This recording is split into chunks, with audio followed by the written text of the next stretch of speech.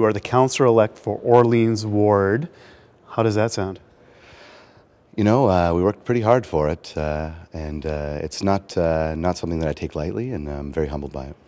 Why would you want to get mixed up in municipal politics at Ottawa City Hall? I absolutely adore our community. I mean, I have to say that it's got to be the most beautiful neighborhood in all of Ottawa, and I'm sure all the other councillors are saying the same thing. But you know, we've got Petrie Island and a lot of infrastructure projects that are going to be moving forward in the next decade. And you know, I wanted to make sure that with Mr. Manette leaving, who's been an incredible councillor for Ward 1, that we had a strong voice for Orleans. What do you see as maybe one or two of your priorities as you take office on December 1st? Yeah, I really want to concentrate on our infrastructure and ensuring that people can get in and out of Orleans a little bit better.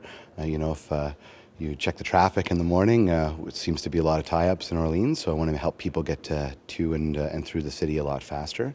I also want to support our local entrepreneurs and bring more economic development to Orleans. Can you tell some of our readers and our viewers about your background? You're from Ottawa, and tell us a little bit about what you've done as your career and what you're doing right now before you take office. Sure. You know, I grew up in Ottawa. I grew up in Orleans. I used to be a lifeguard at our two recreational complexes. I joined the Canadian Forces in 2002. And I deployed to Afghanistan in 2008. And when I came home, I went to Carleton University and did a degree in public policy. And ever since then, I've been working for members of Parliament, including the Minister of National Defence. What do you like to do in your spare time?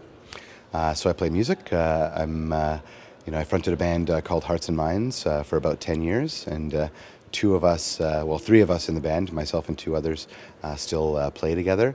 So I like to write music. I also am the host, or co-host of a podcast called Veteran X, where we talk to members of the military about life after service and dealing with their mental health issues in a healthy way. And it's there to give a voice to veterans and let them know that it's okay to talk about your issues and that you're not alone.